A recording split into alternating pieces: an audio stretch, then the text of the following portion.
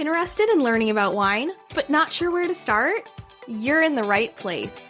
Welcome to the Cork and Fizz Guide to Wine podcast. I'm your host, Haley Bowman, and I'm so glad you're here. I'm a wine enthusiast turned wine educator and founder of the Seattle-based wine tasting business, Cork and Fizz. It is my goal to build your confidence in wine by making it approachable and lots of fun. You can expect to learn everything from how to describe your favorite wine to what to pair with dinner tonight, and so much more. Whether you're a casual wine sipper or a total cork dork like myself, this podcast is for you. So grab yourself a glass and let's dive in.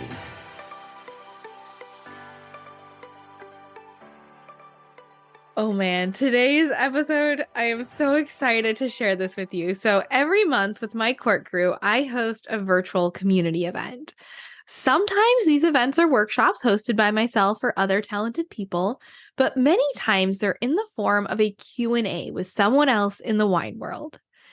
Earlier this summer, I took a chance and I invited the author of the Wine Bible, Karen MacNeil, to join the Cork crew. It was a shot in the dark, but I figured I couldn't help to ask.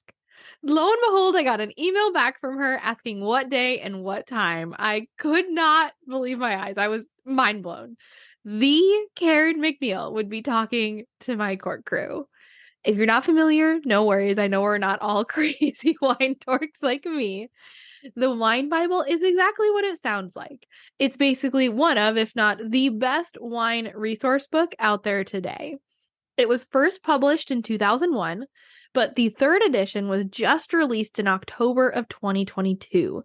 The new edition has beautiful color photos, which just adds to the already incredible information and great writing.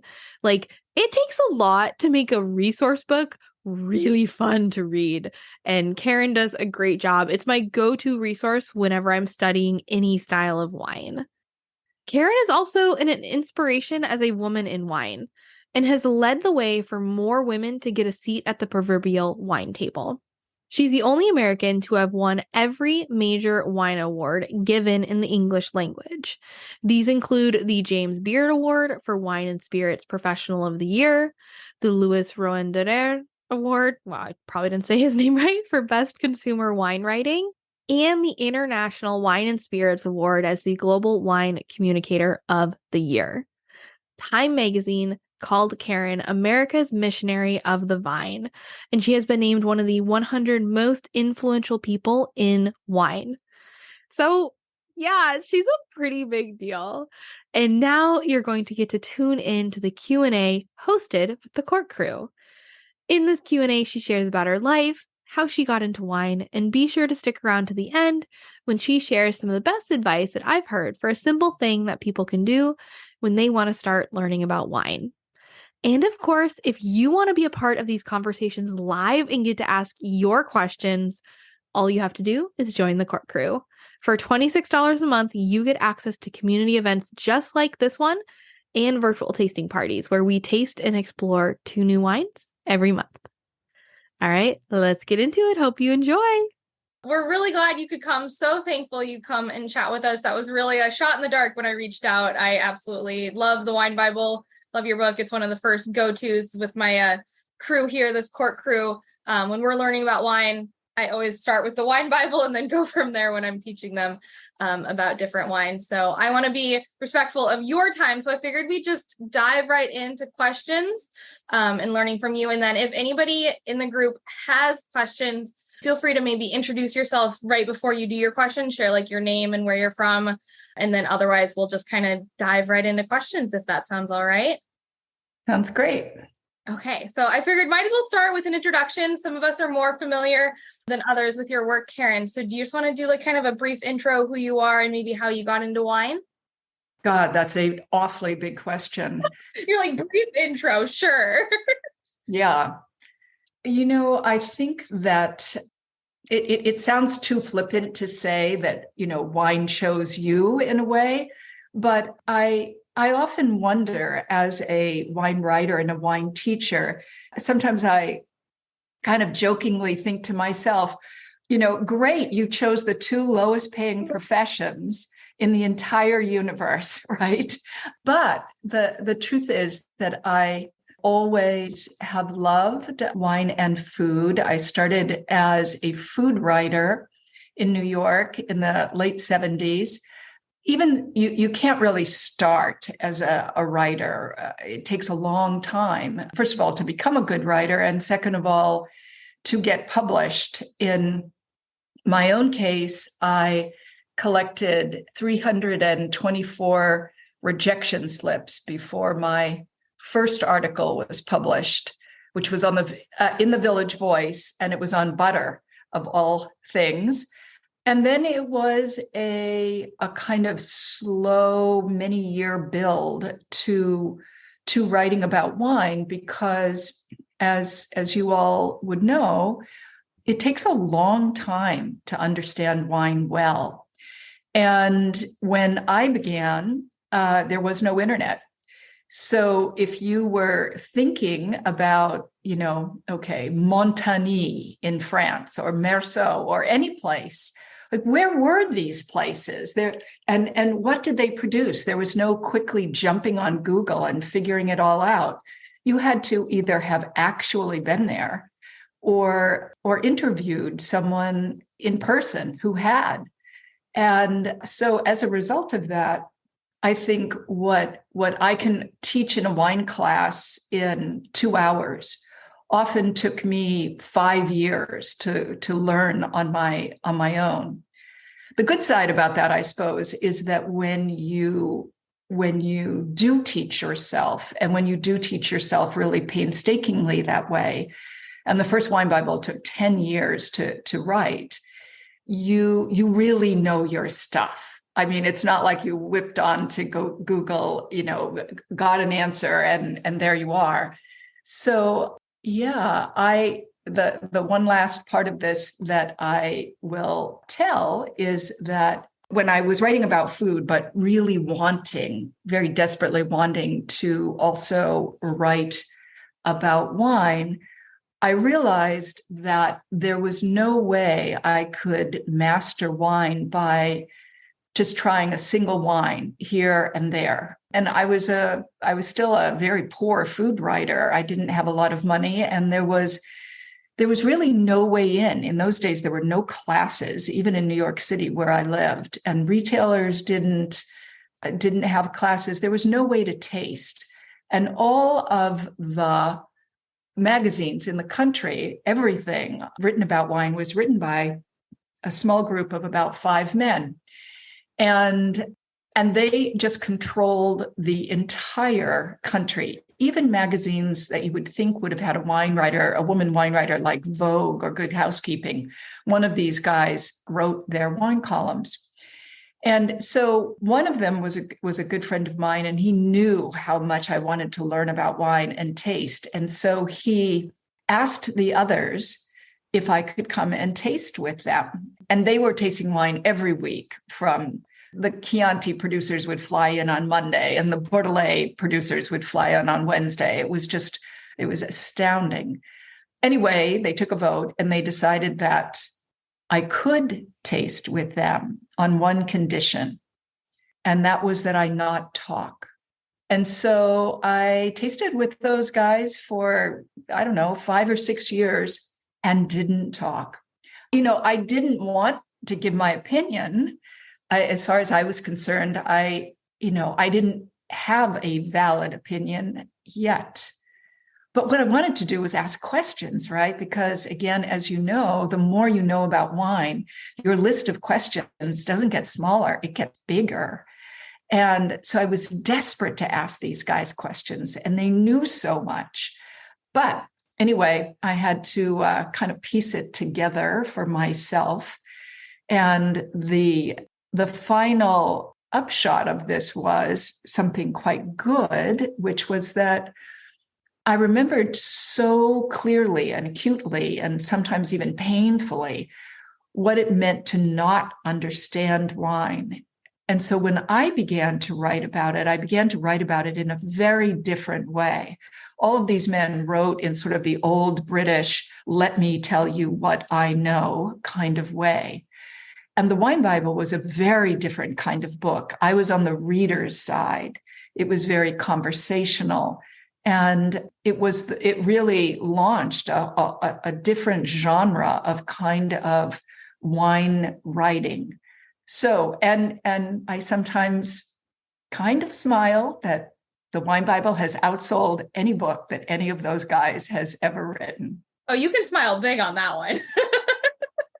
They were actually very happy for me. And I learned a lot from them, in particular, how to be very thoughtful and disciplined. These guys were serious. They didn't chat. They didn't go to tastings and kind of catch up and socialize. They took notes. They were super professional and serious. And I always thank them for that, because I adopted their comportment, their demeanor. Wow. It's really a crazy story. And it's, I think I'll ask one more question and then I want to open it up to the group so everybody has a chance to ask. And, with all of that said, I'm so curious, like in a time when like there just weren't women, right, working in wine, or, there wasn't anybody that you were looking up to. What was it that like made you so determined to work, to write about wine, to be in that area? Or what was it about wine that just really inspired you and you wanted so bad to write about it? I think of wine as a companion in a sense. It's nice to share wine with other people. And of course, it is the world's great communal beverage. But we also all know that, after a long day, you could be standing in your kitchen, you have a glass of wine. It's inspiring. It's wonderful. It's taking nature straight into your body. It's transformative. And the fact that it was so mystical and powerful in that way has always been intriguing to me. I mean, I also find it very interesting that nobody sort of falls out of love with wine, right? People will tell you that, they got bitten by the wine bug and now they love wine, but nobody ever says, you know what, I'm done. I don't really care anymore. I don't drink wine. It's very interesting that once it gets into your soul, in a way, it's there forever. And when I hear people say, oh, I want to demystify wine, I think, oh, please don't. Please. Because the minute wine becomes demystified, it's vodka. Forget it. None of us are going to fall in love with it forever again. It's part of its mental high is the fact that it is so intriguingly unknowable. I love that. Okay, I want to open it up. Anybody that's in the group, do you guys have any questions? Yeah, go ahead, Lisa. Hi, I was listening to one of your podcasts earlier, and you were talking about your life growing up and how it was difficult. And once you were on your own, I think you were like 14 and a half or so, and you said you drank wine. Like you would do your homework and you would drink a glass of wine, where at that age, 14 and a half to 15, what did wine represent to you at that age? Like, I would think if I was that age, I would be like, oh, I'm going to have a can of soda because I don't get a can of soda ever. But to you chose wine right away. And I wonder if there was something behind that. Did you grow up with wine at all? No, certainly not. I was drinking very inexpensive wine, like 89-cent Bulgarian red, whatever was on sale. German Liebfraumilch at $1.25 a bottle was a big splurge. And I never drank too much because I was too poor. A bottle of wine had to last the whole week, and that meant one glass a night. But it has always seemed to me, even then, maybe from reading novels, that it was such a civilized thing to do. And I didn't have anyone to tell me not to do it. I mean, I was on my own. I was 15, and I thought, well, it doesn't, I can sit here and do my homework and drink a glass of Bulgarian red wine. It was just it was a way of being civilized. It's a great question. The answer makes a lot of sense. Any other questions from the group before I move to another one? Yeah, go ahead, Catherine. Hi, Karen. So I have a question. What are some key trends in the wine industry that you observe since the book's publication? Like, what, from your perspective, how has been those trends and those changes? Yeah, well, the biggest big change has been that there's a real culture of wine in the United States. I mean, when I began in the late 70s, I felt like I knew almost everybody in the industry, other than maybe several of the original producers in California. But it was a small place. There were not, I mean, there were maybe 3 sommeliers in all of New York City. It was a very small world. And if you went outside of New York or Boston or San Francisco, people were not drinking wine. People were drinking cocktails and then Coke with dinner. So now, of course, it's very different. The whole United States is full of lots of really great people who really know a lot about wine. You can go to any town or city in the country, and there's a great wine list. And so that the big change has been that there's a real culture of wine, in the United States. And in fact, the United States drinks more wine than any other country in the world. But one of the other things that I love about wine is that it's essentially non-trendy.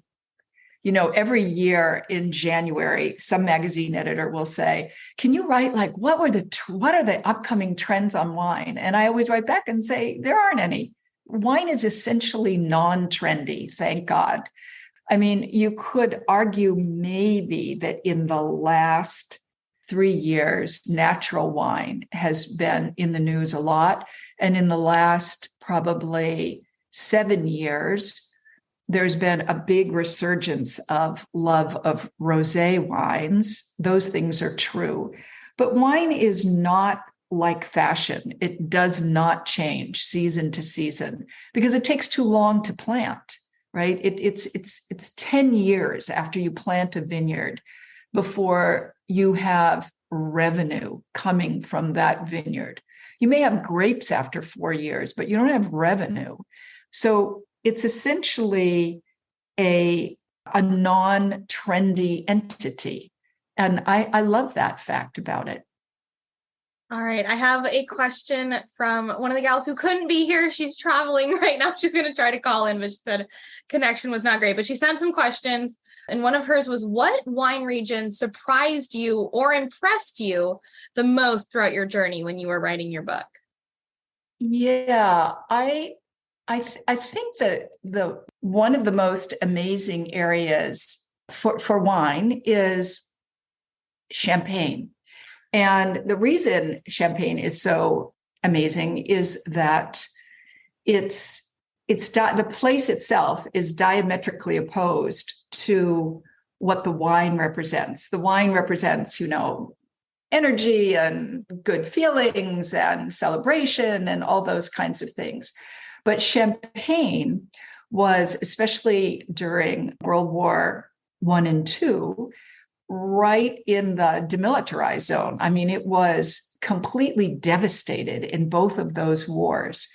And because it was historically so hard to grow grapes that far north, in fact, the Romans never even tried to grow grapes as far north as Champagne because, as they pointed out, no olive trees grew there. And the wisdom of the ancient world was that you could only plant grapevines as far north as olive trees would grow.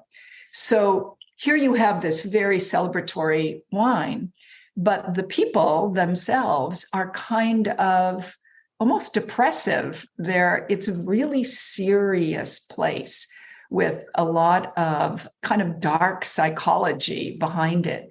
So it's very fascinating from a psychological standpoint because there's no like joie de vivre. It's not happy like Tuscany. It's a really serious place.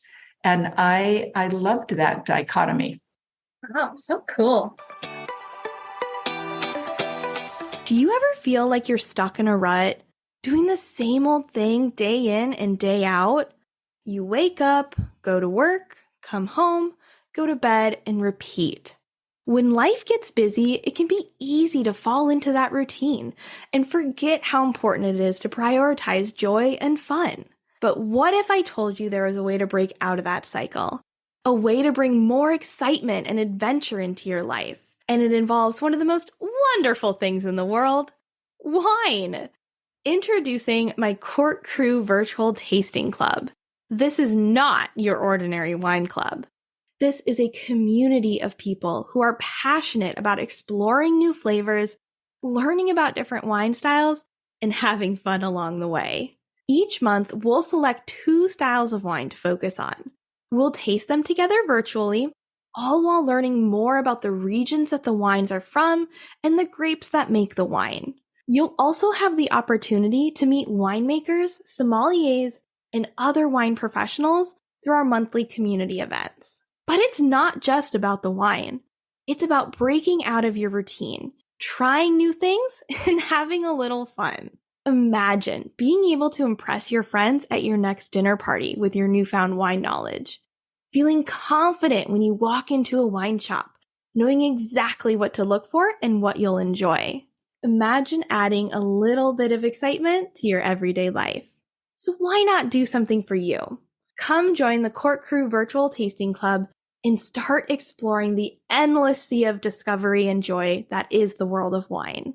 Sign up at my website, corkandfizz.com/thecorkcrew, and don't forget to use code WINE101 to get your first month free. And now, back to the show. Okay, more questions from the group. Anybody else have a question they want to ask? I'm curious, and I know this is a sort of specific question here, but I know you were talking before about the tastings that you did when you were getting into wine with that group of 5 men. I'm guessing one of them was Hugh Johnson, maybe, but I'm just curious who they are, if that's something you can say. Yeah, no, not Hugh was not, because Hugh's in London and I was in New York. And so these were people like Frank Pryal and Howard Goldberg from the New York Times, Alex Bespaloff, Ron Fonte, Robert Finnegan. These were all New York-based wine writers. Makes sense. All right. Going off of the Wine Bible again, another question. I guess, what was the hardest part when, I know that's like, you're like all of it. What was the hardest part when writing the Wine Bible? The initial hard part is just figuring out how to organize a book that big, right? Because you think, oh my God, this is an elephant. Like, where do you start? And you don't write a book like that starting from the beginning and then going to the end in sequential order necessarily. And I quickly realized that I needed to write something hard, then write something easy, like write Bordeaux, then write Oregon or something, although Oregon's gotten more complex. But the very first time around, I made the huge mistake of leaving Italy to the end. And Italy is total chaos. You just want to write, what? Italy is, it's lovable chaos, but it is complete wine chaos.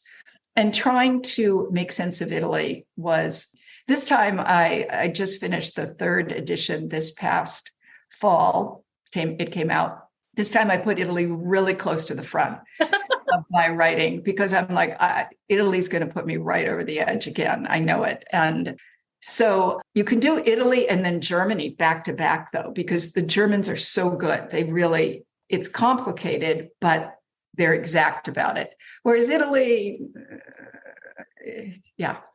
So figuring out how to write a book that big was hard. And then figuring out how to, when you're a writer, once you jump on that gerbil wheel, you cannot stop. Because if you stop, you really will stop. It's just too hard.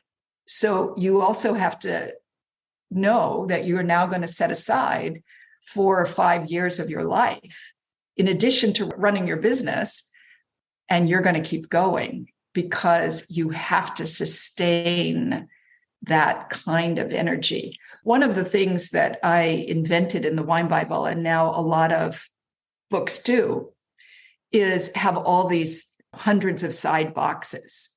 And so even if, I don't know, I was deep into research on Hungary, say, or something, and the research was tough, I could write a side box on paprika or something fascinating that ultimately tied back into wine.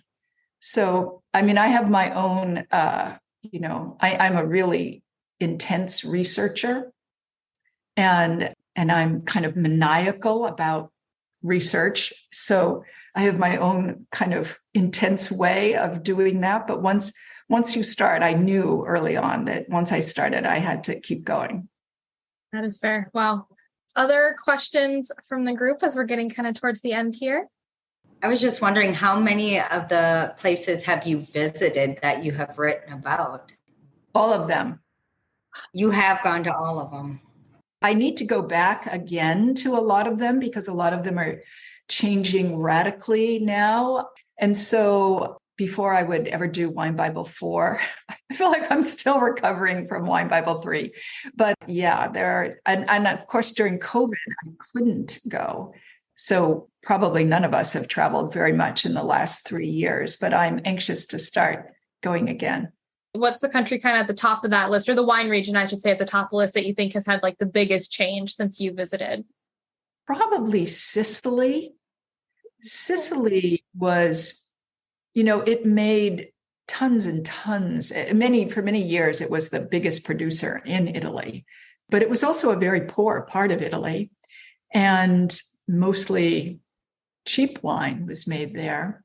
But Sicily has a lot of very fantastic, now being discovered indigenous varieties, and it's undergoing a huge renaissance of quality, in part funded by EU money, European Union money. And yeah, Sicily has really transformed itself for sure.